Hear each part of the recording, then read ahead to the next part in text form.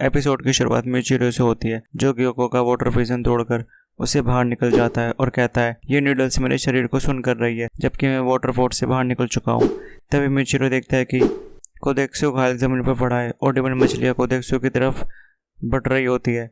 Demon मछलियाँ कोदेक्सो को मारने के लिए जैसे ही हमला करती है, तभी हमें मिचिरो के फादर दिखाए जाते हैं, जो कहते हैं तुम कर सकते हो मिचिरो, आओ और उठो। फिर सीन मिचिरो के बचपन में शिफ्ट होता है। मिचिरो कहता है मेरे पिता एक लकड़हारे थे, उनका बेटा होने की वजह से मैं उनकी पेड़ काटने में हेल्प करता था, मुझे उनकी मदद करना बेहद पसंद था।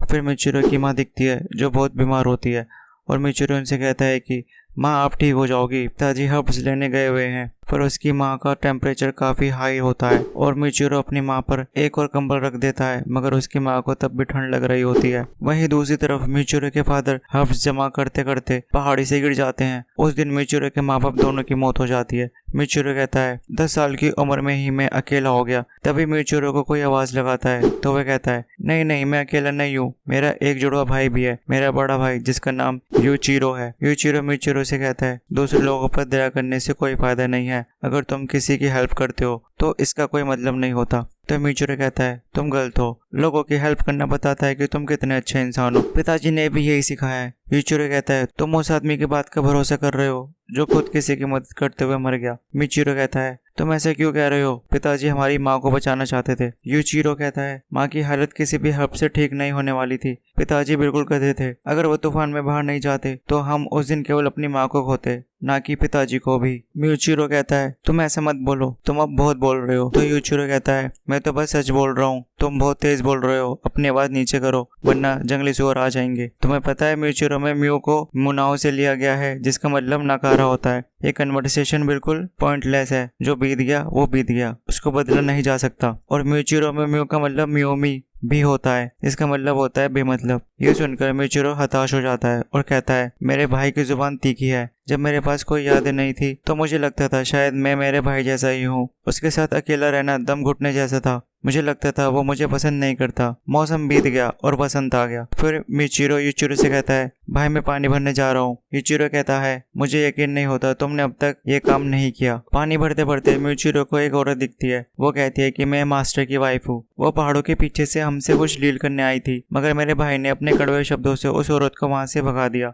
मिचिरो यूचिरो से कहता है क्या ये अमेजिंग नहीं है जो उस औरत ने बोला कि हम सोर्ट्समैन के वंशज हैं, हमारी ब्लड लाइन के लोग कमाल के हैं, हमारे लोगों ने ही सबसे पहले ब्रीदिंग टेक्निक को यूज किया था। यूचिरो कहता है ये सब हमारे किसी काम का नहीं है, जाओ जल्दी से चावल साफ करो। मिचिरो कहता है चलो हम भी स्पोर्ट्समैन बनते हैं, लेकिन करना कितना मुश्किल है कि इस दुनिया में डीमंस भी रहते हैं, पर हम भी लोगों को डीमंस से बचाएंगे, मुझे यकीन है हम ये कर सकते हैं। पर यूचिरो ये सब सुनकर गुस्सा हो जाता है और चिल्लाकर बोलता है तुम क्या कर लोगे, जो चावल खुद से नहीं बना पाता वो एक स्पोर्ट्समैन बनेगा, तुम लोगों की मदद करोगे, चूतिया मत बनो, तुम भी माँ बाप की तरह ही हो, तुम बहुत सपने देखते हो, तुम्हारा दिमाग खराब हो चुका है, तुम बिल्कुल माँ की तरह ही हो जो बीमारी में भी काम करती थी, वो भी हमें बिना बताए, और तुम पिताजी की तरह भी हो जो एक भयंकर तूफान में हर्ब्स जमा करने निकले थे। मैंने उन्हें रोकने की बेहद कोशिश की, मैंने माँ को बहुत बोला आराम कर लो आराम कर लो, दूसरों की मदद सिर्फ चुने हुए लोग ही करते हैं, अगर हमारे वंशज एक स्पोर्ट्समैन है तो हम बच्चे क्या कर सकते हैं, तुम जानते हो हम क्या कर सकते हैं, हम बस एक ही चीज कर सकते हैं, बेमतलब में मर जाना, हमारी कोई वैल्यू नहीं है क्योंकि हम हमारे माँ बाप के बच्चे हैं, वो औरत बस हमको इस्तेमाल करना चाहती है, मुझे यकीन है वो कुछ खिचड़ी पका रही है, ये बात यहीं खत्म होती है, अब जाओ और जाकर डिनर बनाओ। मिचिरो कहता है फिर इस बारे में कभी बात नहीं हुई, वो लेडी फिर से आई मगर यूचिरो ने उस पर पानी फेंककर उसको वहां से भगा दिया। फिर अगला सीन आता है जिसमें दोनों भाई सो रहे होते हैं मगर मिचिरो को गर्मी लग रही होती है, तो वो पानी पीने उठता है, पर तभी वो देखता है कि उसके दरवाजे पर एक डीमन खड़ा है। तभी वो डीमन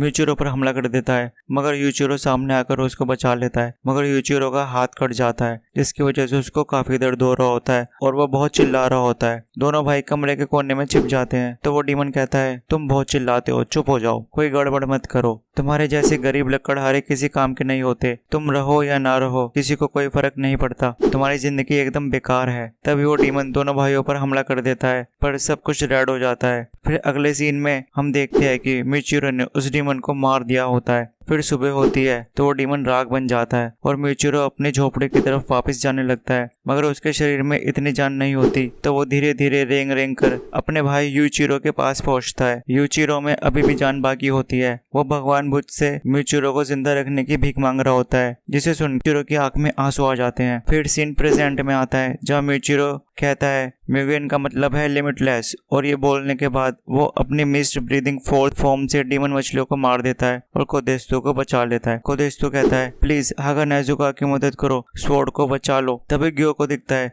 जो कहता है ये साधारण इंसान अभी भी नहीं रुक रहा, मैं कुछ भी कर लूं पर ये स्वॉर्ड शार्प कर ही जा रहा है। इसकी एक आंख फोड़ने के बाद भी ये बिल्कुल भी नहीं चिल्लाया और अपना काम करता गया। अगर मैं इस बंदे को मार दूं तो। पर तभी मिचिरो पीछे से ग्योको पर हमला कर देता है, मगर ग्योको अपने मटके में छुप जाता है। ग्योको सोचता है ये मेरे वाटर प्रिजन पोर्ट से बाहर कैसे निकला, मुझे नहीं पता ये इसने कैसे किया, मुझे लगा था ये मरने वाला होगा तभी मैंने इस पर से अपना ध्यान हटा लिया था। लेकिन रुको, ये कैसा मार्क है, ये तो वैसे ही मार्क है जैसे उस इयरिंग वाले लड़के के पास। नहीं, सबसे इम्पोर्टेंट तो ये है कि ये इतना कैजुअली क्यों दिख रहा है, ये मेरे अटैक से पैरालाइज कैसे नहीं हुआ, ये पहले से तेज मुझ पर वार कैसे कर पा रहा है। पर ग्योको उस पर ऑक्टोपस वेज हेल से हमला करता है। ऑक्टोपस के हाथों से सब इधर उधर गिर जाते हैं और पूरा घर तबाह हो जाता है। पर हागा नेजुका अभी भी स्वॉर्ड को शार्प कर रहा होता है। ग्योको ने ऑक्टोपस वेज हेल से मिचिरो और कोदेस्तु को जकड़ रखा होता है, पर मिचिरो ऑक्टोपस के हाथों को काट देता है। तब हमें उसकी नई तलवार दिखाई जाती है जो अब बनकर बिल्कुल तैयार हो चुकी है। मिचिरो कहता है शुक्रिया कानामोरी। कानामोरी कहता है नहीं, जैसे तुमने इंस्ट्रक्शंस दिए थे वैसे ही तलवार को बनाया गया है। तो मिचिरो कहता है मिस्टर टेत्सुडो वो आदमी थे जिसने मेरे लिए तलवार बनाई, वो दिल की बीमारी के चलते मर गए। ग्योको कहता है कितने भी स्वॉर्ड चेंज कर लो कुछ नहीं बदलने वाला। तभी हमें मिस्टर टेत्सुडो दिखाई जाते हैं जो मिचिरो से कहते हैं मुझे चिंता होती है, कोई तुम्हें नहीं समझता, तुम्हारे ऊपर कितना बोझ है, तुम कितने प्रेशर में हो, तुम्हें इतनी चिंता रहती है कि तुम दूसरी चीजें याद नहीं रख पाते, और तुम इतनी मेहनत से काम करते हो कि जिससे तुम्हें खून की उल्टियां तक हो जाती है। जब भी मैं तुम्हारी स्वॉर्ड को देखता हूँ तो मुझे रोना आता है। मेरे पास ज्यादा टाइम नहीं बचा, मैं जल्द ही मरने वाला हूँ, मैं चिंता करने के अलावा कुछ नहीं कर पा रहा हूँ तुम्हारे लिए। फिर मिचिरो का सीन आता है तो वो मिस्ट ब्रीदिंग फिफ्थ फॉर्म से ग्योको पर हमला करता है, पर अभी भी ग्योको फटाफट से उसके सामने से हट जाता है। पर ग्योको को बाद में एहसास होता है कि उसकी गर्दन पर वार हो चुका है, उसकी गर्दन कट चुकी है। तभी ग्योको पीछे से मिचिरो पे वाटर और डीमन फिश से हमला करता है। सभी हमलों से बचते हुए मिचिरो अपने भाई के बारे में सोच रहा होता है और कहता है मुझे माफ करना, मैं दयालु नहीं बना, केवल चुने हुए लोग दयालु बन पाते हैं। पर तुम्हें पता है यूचिरो, हम कैसे भी जिए हो पर अंत में हमको गॉड और बुद्धा दोनों ने प्रोटेक्ट नहीं किया। आखिर में मैंने सोचा कि मैं ही तुमको प्रोटेक्ट करूंगा। इसी के साथ ये एपिसोड यहीं खत्म हो जाता है। अगर आपको वीडियो जरा सी भी अच्छी लगी हो तो इस वीडियो को जरूर लाइक करें और चैनल को सब्सक्राइब कर दे।